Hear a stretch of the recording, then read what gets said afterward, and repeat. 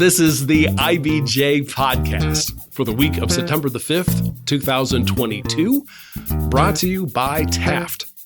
I'm your host, Mason King. Welcome back to the podcast, everybody. You may have heard that the Indiana Fever, our resident WNBA team, went cold at the midpoint of the most recent season and never recovered. After starting off with a record of 5-13, the team hit an 18-game losing streak. On August 14th, it finished with a record of 5-31, its worst since joining the league in the year 2000. It wasn't necessarily a surprise that the team would struggle. It drafted 7 rookies earlier in the year, and the roster carried 7 rookies for most, if not all, of the season.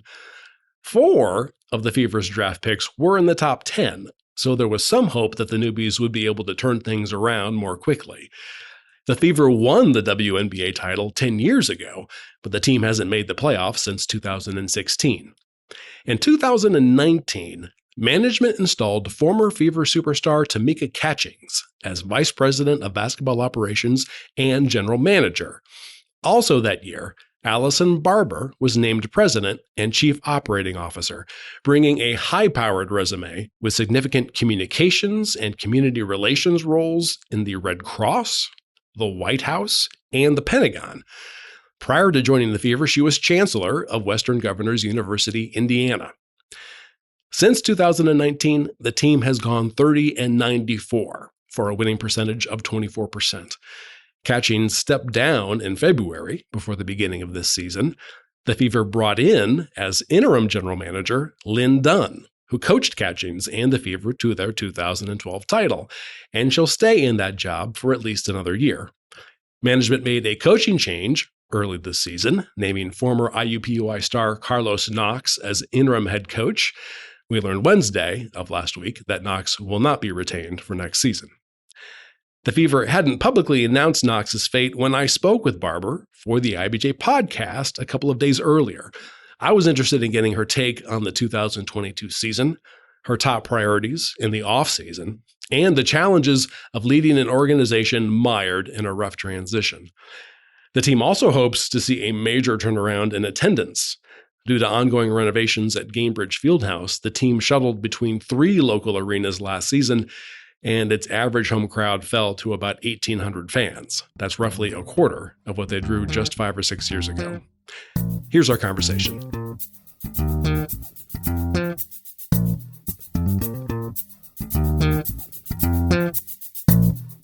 It's my pleasure to welcome to the podcast Allison Barber, the President and Chief Operating Officer of the Indiana Fever. Thank you for making time today. Thanks for having me, Mason. I don't think there's too much reason to beat around the bush. The Fever had a difficult season this year, so let's talk about that first. The team's record over the last 4 years has been 30 wins and 94 losses. And when you were hired in 2019, you said at the time the team is definitely in a rebuilding mode. Why is progress so hard to find on the court?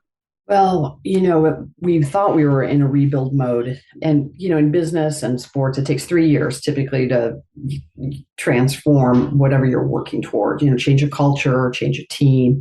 But in sports, I think what the challenge is a little bit different is because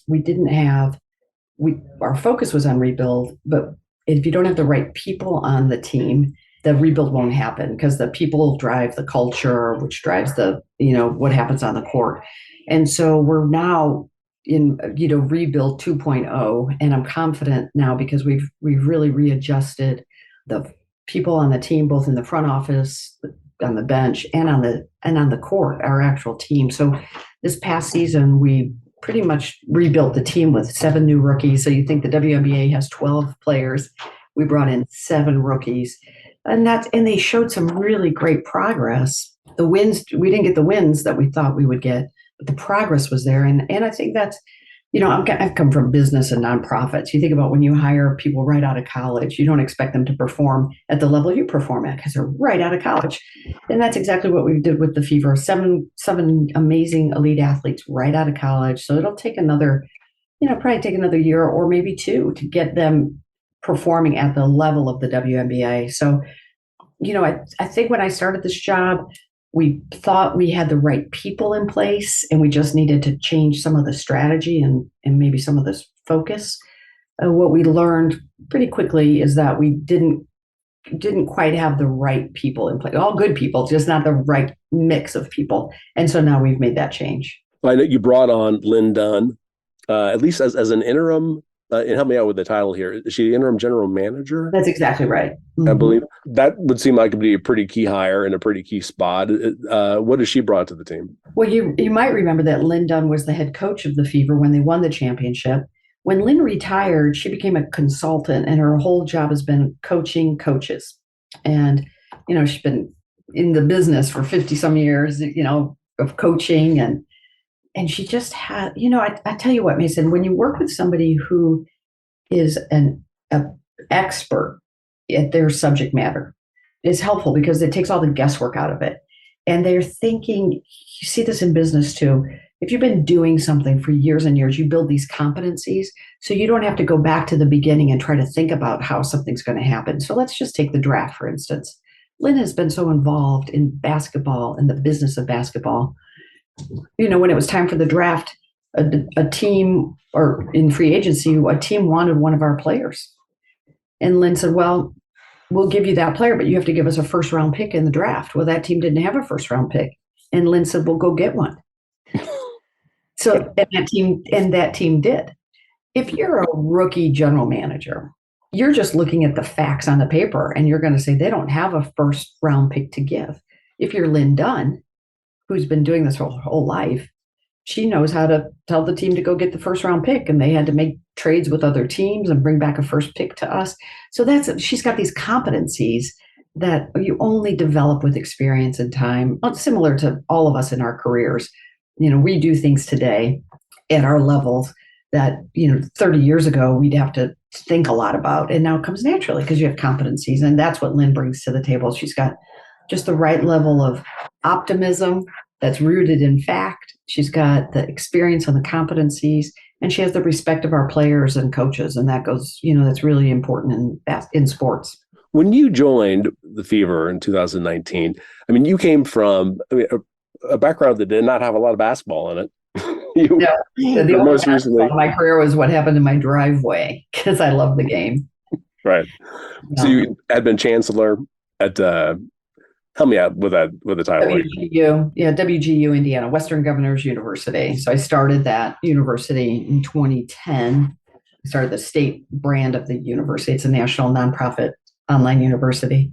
Mm-hmm. And the former governor, Mitch Daniels, wanted to bring it to Indiana, and he asked me to start it. So that was when I came back from DC after 20 years. I came to Indianapolis to start the WGU Indiana model. And you had a background in education.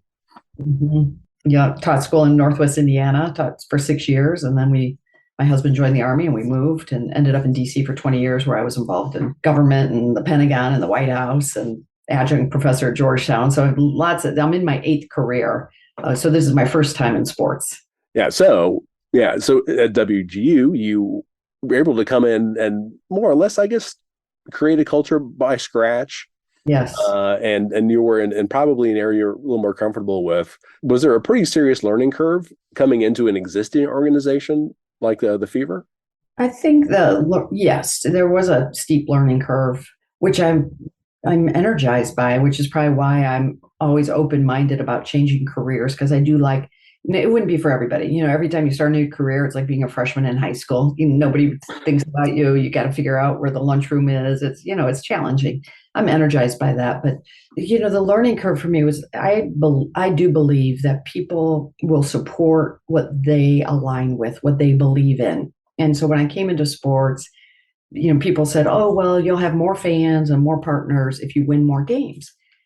Because people like winners. And I just, I chafed at that a little bit because I'm a Cubs fan and have been all my life. So I was a Cubs fan before they ever won anything.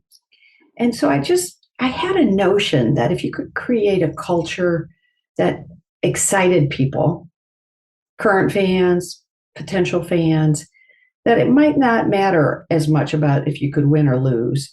But it would, if they believe in you and believe what you believe, you could build a pretty robust fan base and partnership. And so there was a little give and take when I came into this job of me bringing that mindset And I don't disagree. I mean, people do love a winning team, of course, but very few teams win constantly. And so you've got to really reach out and figure out what do your fans and partners really care about.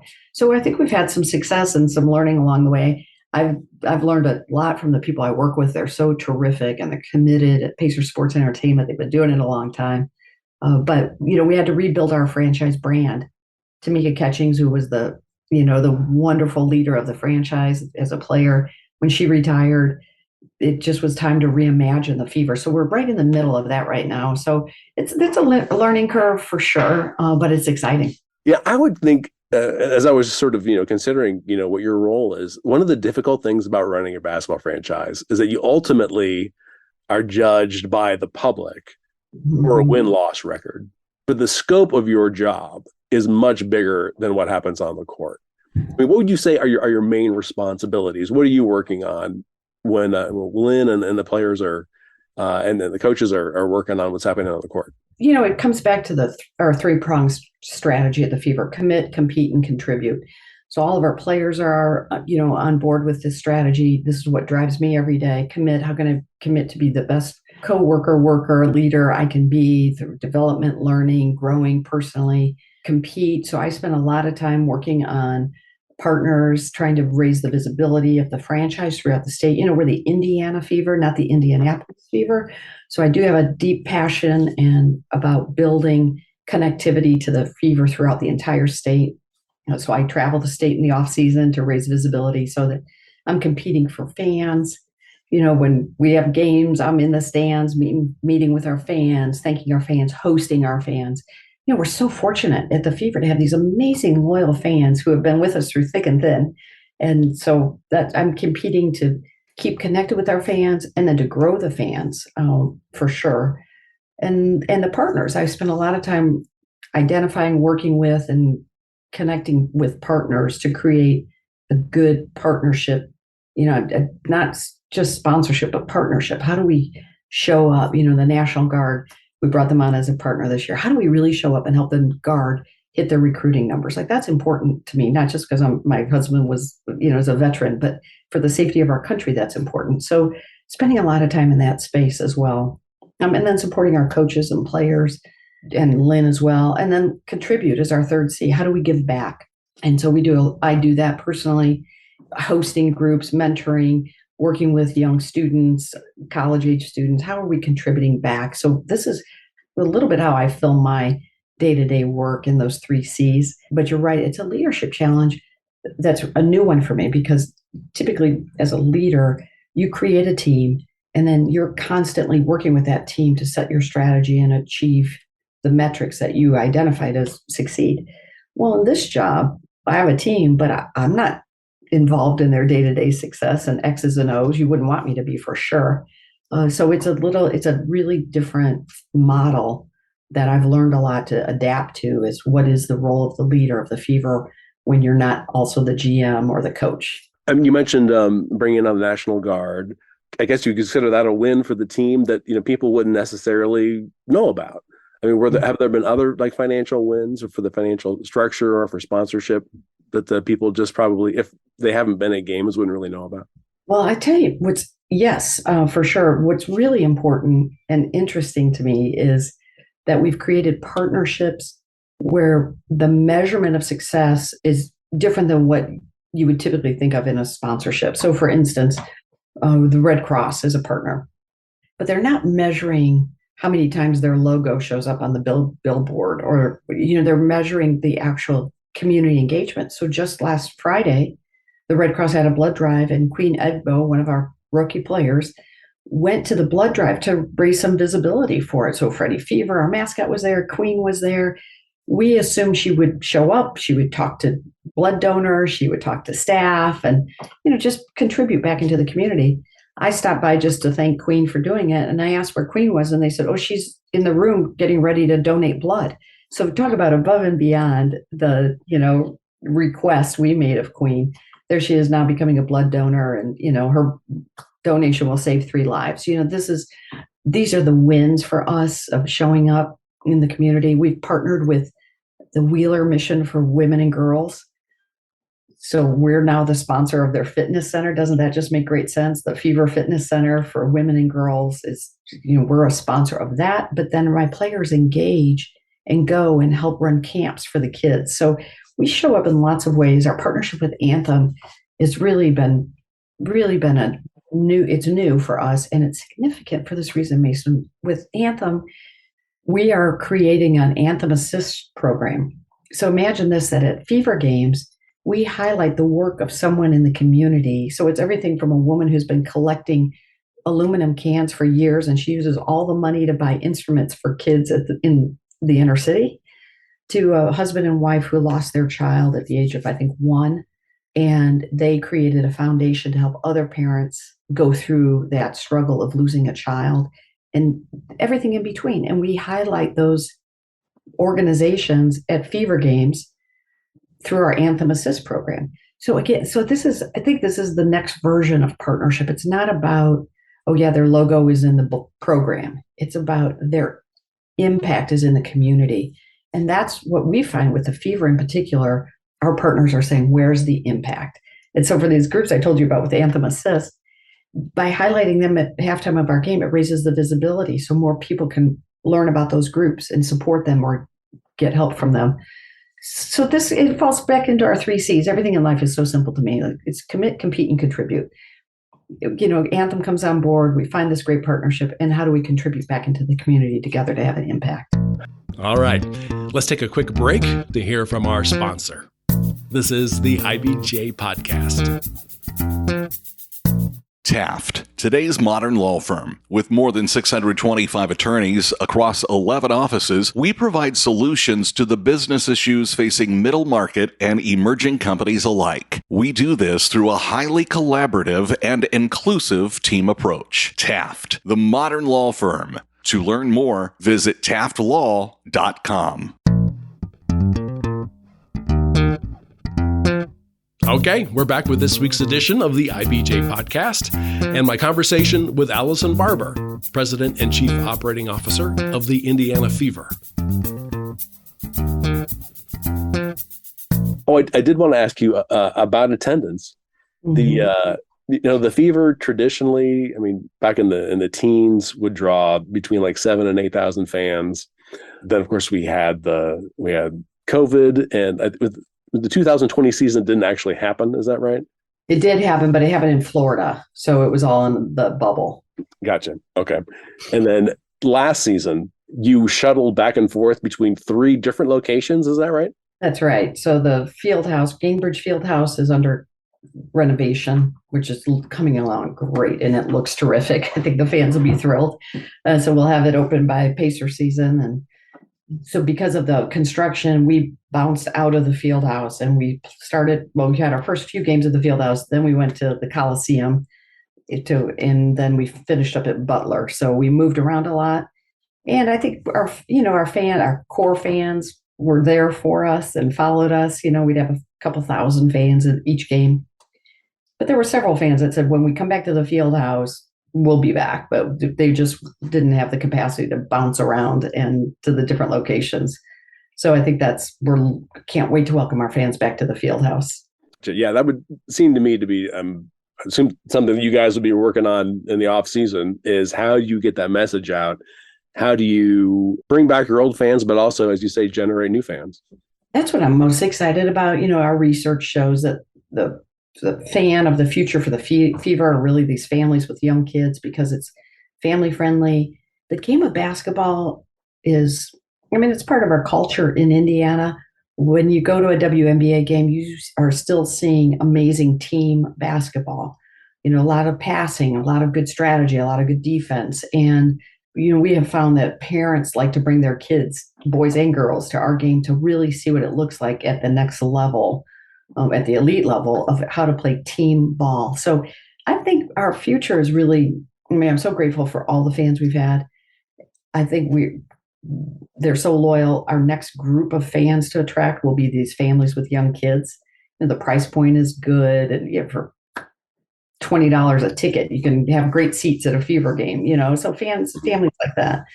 That's interesting, though. When you're going to rely on families with young children, I would assume after a while, those kids age out of going to fever games and they're off doing other sports. And so you sort of continually have to replenish that group. What are the touch points? How do you get young families interested in coming? Well, we do a few things, and I like the challenge of having to replenish. It's like running a business. You would never say, oh gosh, we sold this product to this customer. We never have to think about another customer again. Of course, we all think of that in business of just, you've got to keep your pipeline of customers or fans active and give them something to be inspired by and encouraged to come to. So what we do are a lot of events. We do basketball camps all over the city and the state so that we're attracting the young kids who then want to come to a Fever game. So we think that's really important. We have a strategy now to work on university students who are alumni from all the colleges where we've attracted rookie talent, so that we'll have college age and beyond coming, so that young professional group coming. So if you think about it, if you think about young professionals who live and work in Indy, at some point, if they choose to, they'll have young children. So if you start that conversation now with those fans, then when they're young families, they become fans or stay as fans. So I kind of put it in categories of the loyal fan, the occasional fan, and the episodic fan. So the loyal fans, we love them. They've been with us for 22 years and they're just all in for the Fever and we're grateful. The occasional fan, they might come to a game or two because they've heard about it. Their company is coming. They're sponsoring a game. Their kids read at the library and win tickets. So those occasional fans we think can become loyal fans. The episodic fans are the people that live in Evansville. They bring their kids up to the zoo in the summer, and they come to a Fever game. That's an episodic fan. So, it's just this understanding of not all fans are created equally, just like all customers aren't created equally. So during this last season, I think you ended the season with a losing streak. It might have been 18 games or so. Right. Yes. So as the person on top, as the leader, does that require extra attention, more involvement with players and coaches? How do you make sure that while they endure this, they continue to remain optimistic and follow, the plan, and remain focused on the plan? Or is that just something that is kind of below what you do? No, it's a big part of what I do. And, it's funny. It's a lesson I learned when I worked at the Pentagon. And I talk about the leadership lessons I learned from 9/11 because I worked at the Pentagon pre and post 9/11. And one of the lessons is that leaders show up. And so, our office building was on fire at the Pentagon, and President Bush came over to thank the firefighters and walked the grounds. He went to the World Trade Tower. But personally, for me, I was there when the president came to the Pentagon. And so that's what stands out in my mind. Wounded troops at Walter Reed and Secretary Rumsfeld, who I worked for, and President Bush, and they went to Walter Reed to visit the wounded troops and their families. Like, leaders show up. And it doesn't mean that you're going to solve the problem. Like President Bush coming to the Pentagon while the Pentagon was still burning and people were sifting through ashes looking for, things to give to the loved ones, the wedding ring and the wallet. And this was a terrible situation for our whole country. But so President Bush showing up didn't change the trajectory of the crisis, but it gave people hope that he understood and he cared.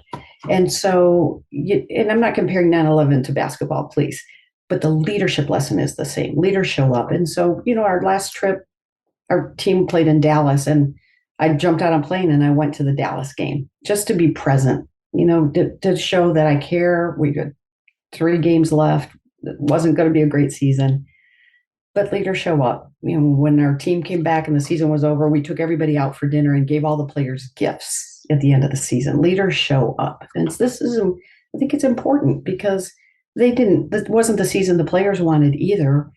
But if you want to keep people motivated and inspired, then you have to believe in that. And showing up is the best way to do that. So at the same time, I would assume you don't want to get just so involved that it looks like, you're trying to ride in on a charging horse and potentially undercut what Lynn is doing, but you do want to be present. Yes. Am I reading that right? Yes. And so for the dinner, for the team and the gifts, Lynn and I do that together. Lynn and I hosted a lunch for all of our staff that have worked so hard on our, the front office, marketing, digital. Lynn and I host those. That's the business side. Lynn and I host that together. On the basketball side, Lynn and I host that together. And so, that's important to show Lynn and I are very connected and united in our mission and our purpose and passion. We are every day. It's important for people to see that. We may have already covered some of this stuff. I'm just curious. So if you have a whiteboard at the office, said things I'm doing this fall, what are like your top 3 things that you're doing this fall? So the top 3 things I'm doing this fall, 1, I'll have 4 players who have chosen not to go overseas. So they're going to be in market. So number 1 is, how do I connect current and future fans and partners to our players? Now I can show up with players with me when I go to events and rotaries and chambers. So number 1 is connection. Number 2 is expansion. So how do I travel to state in the off season? How do I connect with the high school basketball programs and the college teams to invite them to be fans of the Fever and support the Fever? So it's, connecting our players, it's connecting future fans. And then really it's a gratitude tour of meeting and spending time with our partners, who I think have been happy with a team that, even though our performance on the court wasn't anything we wanted, our activation in the community exceeded the goals. And so that's how I spend my fall. Do you have to make a decision on whether Carlos Knox stays on as coach? Is there anything you can tell us about the coaching for next season? Well, when your team struggles the way we struggled this season, you really evaluate everything. So your coaching staff, your behind the team staff, your trainers, your players, everything is on the table for us to evaluate. And that's really the work of Lynn Dunn as the general manager, because she's the expert and the pro. So she'll evaluate all of that. We respect and appreciate everybody who's worked for the Fever. There's no question there. But she'll evaluate and this is what's interesting about sports. It's not that different than business. But, you can have people who are really good managers in business, but you have to have the right team around that manager for their strategies to succeed. And so that's a little bit of the magic that has to happen in sports too. And so Lynn is evaluating everything. And I think she'll make some decisions in the next month or 2 that we'll be able to see and say, okay, this is the way forward. And Lynn is staying on for at least another year. Is that right? That's correct. Yes. Okay. Yes. She made some kind of joke at the season-ending press conference about, what does interim mean anyway? Is she definitely gone at the end of next season, or you guys are just taking it on a year-by-year basis? Oh, we're taking it on a year-by-year basis because, she came out of retirement to move into this role for us. We want to be respectful for Lynn. She's done this career for a long time. And then at the same time, we want to keep our eyes open for the next version of the Fever. Like, what does that look like? And so to have somebody like Lynn in this spot, it really gives us a lot of options to consider who we might bring on that Lynn could mentor and coach and shape. So it's a pretty unique and special relationship we have that I think will bode well for the future of the Fever. You talked about metrics. Are you as into metrics as to say we need to have X amount of wins next season? We are not into that metric. We are into the metrics of we have to be better next season. And so that's why we weren't as discouraged as people might have thought from this past season, because we got better. We were a higher percentage of 3-point shots, higher percentage of, blocks, higher percentage of free throws. So the things that you can actually measure, metrics, your percentage of shots made and blocks and those types of things in basketball. If you keep getting better, you will get more wins. You won't get more wins without getting better. So we got better on every metric this year that we were looking at, which was exciting. And so we know the wins will come. And what about, for example, average attendance? Is there a number that you're shooting for? Well, we'd love to get back to that, 5,000 and 6,000 fan attendance. That'll take some time because people have been away since COVID. So it's reintroducing a brand new team to the community because of all of our rookies. So I think that'll probably take us a year or 2 to get to that number, but we'll get there. This year we celebrated 2 anniversaries with 2 anniversaries. One was the 10th anniversary of when the Fever won the championship. So that was 10 years ago. And then, as a society, we celebrated the 50th anniversary of Title IX. And I thought it was really poetic to have those two anniversaries. So had Title IX 50 years ago. We give so much credit to Senator Bai from Indiana, who helped pen and sign that legislation. I was with Billie Jean King, former, tennis great. And she said every time she saw Birch Bai, she would thank him for Title IX. And if, Title IX is 37 words talking about opportunity and inclusion for education and other activities is what it says. And Birch Bai said to Billie Jean King, we put in other activities because we weren't sure what else to include in the title. And she said, if they would have just left it off at education, because that was really the origin of Title IX, so women could go to college and have opportunities in colleges. If you wouldn't have put other activities, sports wouldn't have been a thing for Title IX. So she was always celebrating the other activities, which then opened the door for sports scholarship for women. But for us, we look at that and say, my Fever players are college. They all went to 4 years of college, and all but two have finished their degree. The other two are working on it right now because they are rookies and they just came right out of college. So we're looking at a very educated group of women who will play in the W for as long as they can and then go on to other careers. Two of my players right now have master's degrees. One's going for a PhD. This is all because of Title IX. And that's why I'm so passionate about getting our Fever players in the community, because when kids can see that you can be an elite athlete and have an education and have career goals, boy, I think that's just a wonderful story to share. And I know one of the things that the Fever has been heavily involved in is equity and inclusion, and being able to recognize all different kinds of people, yes, for their value. And that is the message I guess you're also taking out into the state as well. It is. When we think about Title IX opened the doors for people to not be discriminated again based on their gender. And when you look at the Indiana Fever, any of our partners who are talking about how do we really create a culture that says, we are accepting, we're inclusive, we recognize and celebrate diversity. Well, those are our Fever players. It's everything from players who started off in society and their parents maybe lived in a situation that wasn't terrific, and the only way for this one girl to go to college was to be a basketball star, and she got scholarships through college to be a basketball star. That's a great story. But you look at another one of my players who has a bachelor's and master's from Stanford in engineering, and her story is a different story, but they're all welcome here within the Indiana Fever. And that's what we really want to share with the state, is that the Fever recognize differences and we celebrate them, and we let people thrive based on their passion and their ability. Hey, we've talked a lot, and I'm sure you're super busy with all the things we've talked about today. So I'll end there unless there's something else that you would like to talk about. And the one thing I would just share is that business leaders in our community, I would just invite business leaders to really think about how working with the Fever, how celebrating and promoting the athletes it's a good business formula. It's good for the companies to think about supporting the Pacers and the Fever and really engaging and letting our players be a part of their company's success as well. There's a strategy there that I think is beneficial to all, and we welcome it. Well, thank you so much for sharing all this today. I very much appreciate it. And maybe we'll check back in a couple of seasons and see how everything's worked out. That's great. I'll look forward to it. Thank you. I'd love to have you and your family at the game. My thanks again to Allison Barber.